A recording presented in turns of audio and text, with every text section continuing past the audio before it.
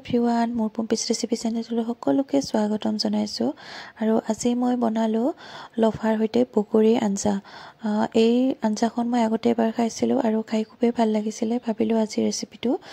share কৰো গটিকে এয়া মই কোমল কোমল লফা বাছি ললো এইখিনি বহুত কোমল হৈ আছে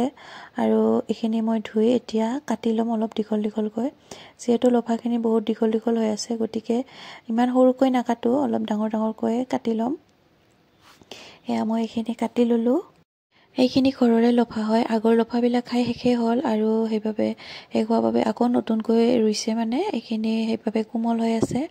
আৰু আজি খাবলৈ হোৱাই নাছিলে বাৰু তথাপি খাবলৈ মন গ'ল বাবে মই চিঙি লৈ আহিলো চিঙি মানে উগালি লৈ আহিছো যেহেতু বহুত ঘন হৈ আছিল আৰু এয়া মোৰ এইখিনি কটা হৈয়ে গ'ল এতিয়া মই লফাখিনি দিবৰ বাবে লৈছো এয়া এটা আলু এটা পিয়াজ লগতে কেইটামান বগৰী আদা নহৰু জলকীয়া আৰু এয়া মোৰ মাছ আছিল আগদিনাখনৰে মাছ ভজা মাছ আছিল এইখিনি লৈ লৈছো আৰু আলুটো মই এটাই লৈছো যেহেতু 4 পিচ কৰি কাটি লম এয়া আলুটো কাটিলো আৰু পিয়াজটো কাটি লম এতিয়া ইয়াত কেঁচা মাছ দিলে বেছি সোৱাদ হয় লফাত মোৰ যেহেতু আগদিনাখনৰে মাছ আধা খাই শেষে হ'ল এইখিনি ৰৈছিলে গটিকে মোৰ ভজা মাছ হ'ল আৰু এনেকৈ খাইও ভাল লাগে আৰু এতিয়া মই আদা নহৰুখিনি খুন্দি লম লফা শাকৰ লগত বইল মাছ বেছি ভাল লাগে মোৰ ভজা মাছ হ'ল একো নাই বাৰু ভজা মাছো হ'লেও কথা নাই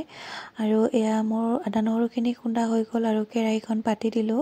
ইয়াতে এতিয়া তেল দি দিলো যেহেতু মাছখিনি ভজা আছিল সেইভাবে মই তেল দি দিছো বইল কৰি বনাইও খাব পাৰে আৰু এতিয়া মই পিয়াজখিনি দি এইখিনি অকমান সময় ভাজি লম লফা শাকৰ ৰেচিপি মই আগতে দিছোৱে লফাৰ হৈতে মাংস আৰু লফাৰ হৈতে মাছৰ ৰেচিপিও দিছো আৰু এটো অকমান বেলেগ ধৰণৰ বগৰীৰে বনাও সেইভাবে দি দিলো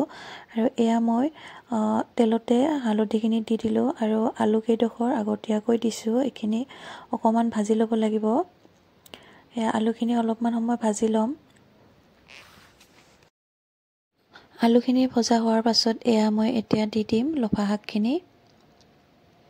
এয়া লফা শাকখিনি দি দিলো এইখিনি বহুত কোমল যেহেতু সোনকালে সিজিয়ে যাব বেকগ্ৰাউণ্ডত বহুত জোৰে জোৰে গান বাজি আছিল আৰু মিস্ত্ৰী কাম কৰি আছিল শব্দ হৈ আছিল বহুত এইভাবে মই আজি বেকগ্ৰাউণ্ড মিউজিক অফ কৰি দিছো আৰু এইভাবে একো আজি শব্দই নাই মানে আঞ্জা বনাইছো যদিও একো আৱাজ আহা নাই কাৰণ কপিৰাইট আহিব পাৰে গান বাজি আছিল যেহেতু একো নাই বাৰু আজি এনেকৈ ভিডিওটো বনাই দিছো লফাখিনি মই 3 পৰা 4 মিনিট মান সময় ঢাকন লগাই পানীখিনি শুকাব দিলো এয়া প্ৰায় সিজিয়ে গৈছে বহুত কোমল যেহেতু আৰু পানীখিনি শুকাই গৈছে আৰু এইখিনি সময়তে মই বগৰীকেইটা দি দিলো আৰু বগৰীকেইটা দি এইখিনি লৰাই অকমান ভাঙি দিম তেতিয়া ইয়াৰ টেঙা টেঙা ভাৱটো ওলাব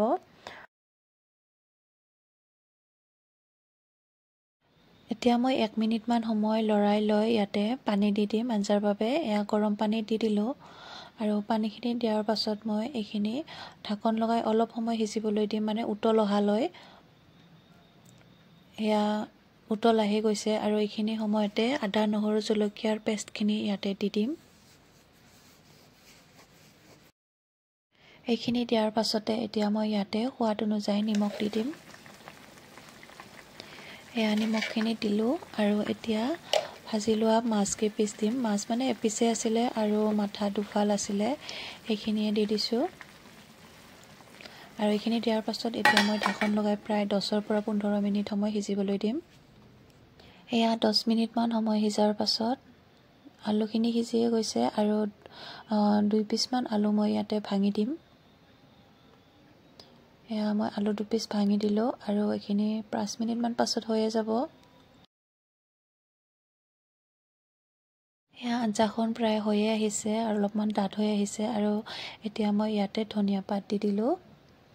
আৰু ধনিয়া পাতখিনি দিয়াৰ পাছত 1 মিনিট মান সময় পাছত মই আঞ্জাখন নমাই দিম আৰু মোৰ আজিৰ লফা আৰু বগৰীৰ হৈতে মাছৰ আঞ্জা ৰেডি হৈ গ'ল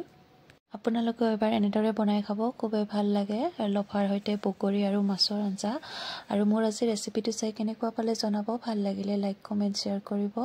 আৰু নতুনকৈ চাই থকা সকলে চেনেলটো সাবস্ক্ৰাইব কৰি ল'ব গতিকে আকৌ লগ পাম নতুন এটা ৰেচিপিৰ হৈতে আজিলৈ আহিছো ভিডিওটি সম্পূৰ্ণকৈ চোৱাৰ বাবে আপোনালোকক বহুত বহুত ধন্যবাদ জনালো